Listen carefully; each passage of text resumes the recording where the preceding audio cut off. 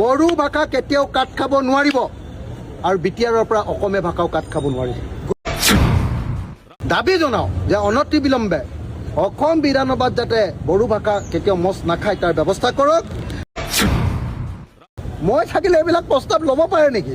সেইকাৰণে মোক মিটিঙলৈকে নামাতে অল পাৰ্টি দপাই দি হিমন্ত বিশ্ব শৰ্মা আৰু পীযুষ হাজৰিকা আৰু আমাৰ অধ্যক্ষ ৰঞ্জিত দাস ডাঙৰীয়া ব্যৱস্থা গ্ৰহণ কৰক। আপোনালোকৰ কাৰণে আমি অসমীয়া ভাষাই মাৰ খাব নোৱাৰোঁ, ঠিক তেনেকৈ বড়ো ভাষাই মাৰ খাব নোৱাৰে দেই অসমত। मैया आसाम एसेम्बलि गिबि जागायजेनबाय, ओमफ्राय बावहाय अखिल गगৈ आरो पीयुष हाजरिकानि जाखिनि बाथ्रा दान्थे बिदान्थे जादलायनाय मोजाङानो जादों। आसाम एसेम्बलियाव जुदि अखिल गगৈया गैयामोनब्ला बा अखिल गगৈखौ फेजेनथारनाय मोनबा माखासे खोथा बाथ्राफोरा माब्लाबाबो बेरखांनाय नङामोन।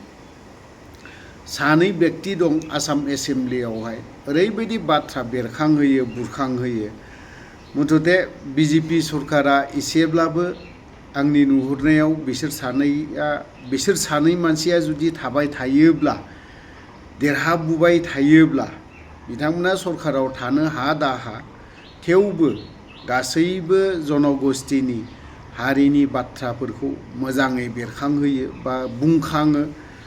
रासिन अखिल गगৈनि बाथ्राफ्रा बेरखाङो आरो आसाम एसेम्बलिया अखिल गगৈ गैयाब्लानो मोजां समाया होननानै बुंजासैबो।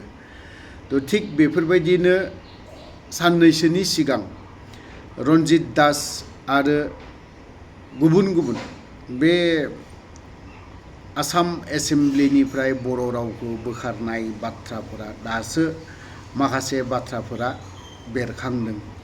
बेबो थिग बाथ्राया, जिहेतु बिमा राव एसामिस रावाबो बिटिसिआव थानांगौ आरो बर' रावाबो आसामाव थानांगौ, आसाम एसेम्बलियावहाय।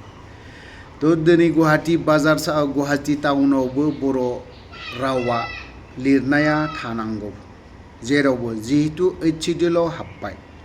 अनलि बिटिसिआवल' मानो, जोंनि बिटिसि ओनसोलनि बाहेरावबो आसामावबो थानांगौ, जिहेतु आसामनि रावा बिमा रावा दिनैहाय बिटिसिआव साग्लोबदों बा ओंखारदों। जोंनि बर' रावा बिमा रावानो बिटिसिआव बहाबा जों साइनबर्डफोराव लिरनायखौ नुनो मोना। दा ओंखायनो बेफोरबायदियाव जोंनि जेसेबां दल संगठनफोर दं ओंखारनांगौ। थ' जेखियानो जाया मानो आं गोलाव बाथ्रा बुंनो सानाखै, अखिल गगৈनि माखासे गोख्रों रावफोरखौ एसे खोनासंनानै लानि। অসম বিধানসভাত বড়ো ভাষাটো আঁতৰাবলৈ চেষ্টা কৰা হৈছে। মইতো ভাবোঁ যে বড়ো ভাষা আঁতৰা নহয়, বড়ো ভাষাৰ লগত আমাৰ যিকেইটা ট্ৰাইবেল ভাষা আছে, যেনেকৈ কাৰ্বি, যেনেকৈ ডিমাচা, এই ভাষাবিলাকক ইয়াত ভৰ্তিহে কৰিব লাগে। এইকেইটাতো অন্ততঃ 6th শিডিউলৰ ভাষা, এইকেইটাতো ভৰ্তি কৰিব লাগে।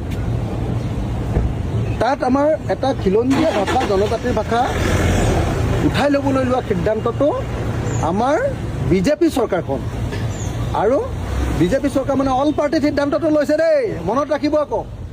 বিজেপিয়ে লৈছে, মই নাই, মোক মতাই নাই মিটিঙলৈ। মই থাকিলে এইবিলাক প্ৰস্তাৱ ল'ব পাৰে নেকি? সেইকাৰণে মোক মিটিঙলৈকে নামাতে অল পাৰ্টি দপাই দিম। আজি দেখিছে নাই, একদম পীযুষক কন্দুৱাই দিছোঁ। দেখিছে নে নাই আপোনালোকে? পীযুষক কন্দুৱাই দিছোঁ নে নাই? হা, তো আৰু অসমীয়া ভাষা ঠিক যেনেকৈ ইয়াতে বিধানসভাত এই কামটো কৰাটো ভুল হৈছে, তেনেকৈ বিটিআৰত যদি অসমীয়া ভাষা মচি দিছে সেইটোও ভুল হৈছে। মই অসমৰ বিধানসভাৰ অধ্যক্ষ, অসম চৰকাৰ, বিশেষকৈ পীযুষ হাজৰিকা আৰু হিমন্ত বিশ্ব শৰ্মা, তেওঁলোকে এই কথাটো আনিছে। তেওঁলোকক মই দাবী জনাওঁ যে অনতি বিলম্বে অসম বিধানসভাত যাতে বড়ো ভাষা কেতিয়াও মচ নাখায় তাৰ ব্যৱস্থা কৰক, আৰু বিটিআৰতো যাতে অসমীয়া ভাষা মুচ নাখায়, তাৰ ওপৰত যাতে কলা ৰং নালাগে, তাৰ কাৰণে হিমন্ত বিশ্ব শৰ্মা আৰু পীযুষ হাজৰিকা আৰু আমাৰ অধ্যক্ষ ৰঞ্জিত দাস ডাঙৰীয়া ব্যৱস্থা গ্ৰহণ কৰক। আপোনালোকৰ কাৰণে আমি অসমীয়া ভাষাই মাৰ খাব নোৱাৰোঁ। ঠিক তেনেকৈ বড়ো ভাষাই মাৰ খাব নোৱাৰে দেই অসমত। খিলঞ্জীয়া ভাষা কাৰ্বি আনক, ডিমাচা আনক, তাৰপিছত মিচিং আনক, হয়নে নহয়? এইবিলাক আনকহে, ৰাভা আনক, আনিছে হিন্দী, আনিছে হিন্দী। এই হ'ল বিজেপিৰ জাতি মাতি ভেটি ৰক্ষা। এই হ'ল আমাৰ ৰঞ্জিত দাস, যি অধ্যক্ষ ডাঙৰীয়াৰ এয়া নীতি, অধ্যক্ষ ডাঙৰীয়াৰ নীতি এয়া। সেইকাৰণে ইয়াৰ আমি তীব্ৰ বিৰোধিতা কৰিছোঁ। বড়ো ভাষা কেতিয়াও কাট খাব নোৱাৰিব আৰু বিটিআৰৰ পৰা অসমীয়া ভাষাও কাট খাব নোৱাৰিব। Thank you.